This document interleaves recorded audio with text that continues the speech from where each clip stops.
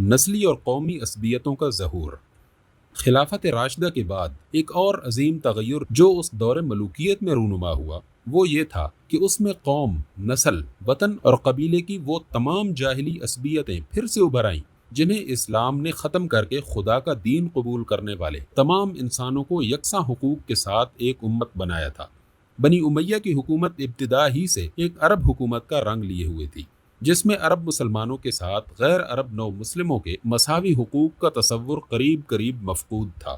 اس میں اسلامی احکام کی صریح خلاف ورزی کرتے ہوئے نو مسلموں پر جزیہ لگایا گیا، جیسا کہ ہم اس سے پہلے بیان کر چکے ہیں۔ اس سے نہ صرف اشاعت اسلام میں شدید رکاوٹ پیدا ہوئی، بلکہ اجمیوں میں یہ احساس پیدا ہو گیا کہ اسلامی فتوحات نے دراصل ان کو عربوں کا غلام بنا دیا ہے، اور اب وہ اسلام قبول کر کے بھی ان کے برابر نہیں ہو سکتے۔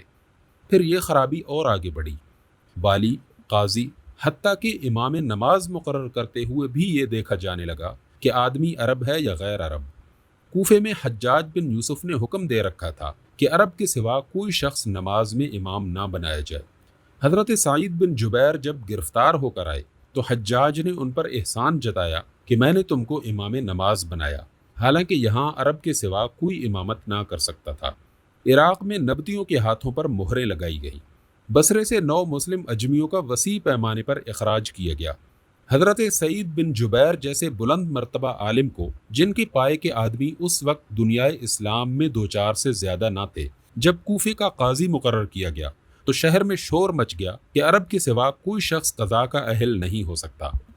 آخر کار حضرت ابو موسیٰ اشعری کے صاحبزادے ابو بردہ کو قاضی بنایا گیا اور ان کو حکم دیا گیا کہ ابن جبیر سے مشورہ لیے بغیر کوئی فیصلہ نہ کریں۔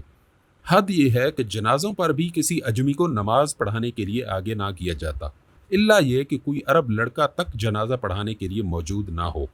کسی غیر عرب نو مسلم لڑکی سے اگر کوئی شخص شادی کرنا چاہتا تو اسے لڑکی کے باپ یا اس کے رشتہ داروں کو پیغام دینے کے بجائے اس عرب کی طرف رجوع کرنا پڑتا تھا جس کے ولا میں وہ اجمی خاندان ہو۔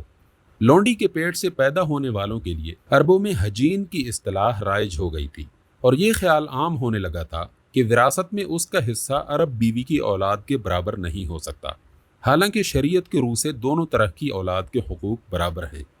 ابو الفرج الاصفہانی کی روایت ہے کہ بنی سلیم کے ایک شخص نے ایک اجمی نو مسلم سے اپنی بیٹی بیاہ دی تو محمد بن بشیر الخارجی نے مدینہ جا کر گورنر سے اس کی شکایت کی، اور گورنر نے فوراً زوجین میں تفریق کرا دی۔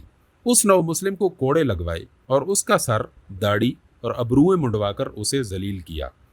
یہی وہ طرز عمل تھا جس نے عجم میں شعوبیت، عجمی قوم پرستی کو جنم دیا، اور اسی کی بدولت خراسان میں بنی امیہ کے خلاف عباسیوں کی دعوت کو فروغ نصیب ہوا۔ اجمیوں میں عربوں کے خلاف جو نفرت پیدا ہو چکی تھی، عباسی داعیوں نے اسے بنی امیہ کے خلاف استعمال کیا، اور انہوں نے اس امید پر عباسیوں کا ساتھ دیا کہ ہمارے ذریعے سے انقلاب ہوگا تو ہم عربوں کا زور توڑ سکیں گے۔ بنی امیہ کی یہ پالیسی صرف عرب و عجم کے معاملے ہی تک محدود نہ تھی، بلکہ خود عربوں میں بھی اس نے سخت قبائلی تفریق پیدا کر دی۔ عدنانی اور قحطانی، یمانی اور مدری، ازد اور تمیم، کلب اور قیس کے تمام پرانے جھگڑے اس دور میں پھر سے تازہ ہو گئے۔ حکومت خود قبیلوں کو ایک دوسرے کے خلاف استعمال کرتی تھی، اور اس کے عرب گورنر اپنی اپنی ولایتوں میں پورے تعصب کے ساتھ اپنے قبیلے کو نوازتے اور دوسرے قبیلوں کے ساتھ بے انصافیاں کرتے تھے۔ خراسان میں اسی پالیسی کی وجہ سے یمنی اور مزری قبائل کی کشمکش اس حد تک بڑھی کہ عباسی داعی ابو مسلم خراسانی نے ان دونوں کو ایک دوسرے کے خلاف لڑا کر اموی سلطنت کا تختہ الٹ دیا۔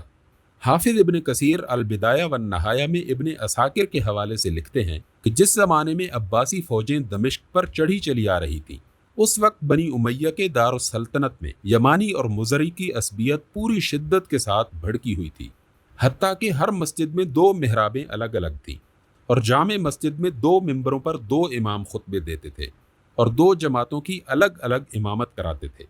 ان دونوں گروہوں میں سے کوئی کسی کے ساتھ نماز تک پڑھنے کے لیے تیار نہ تھا۔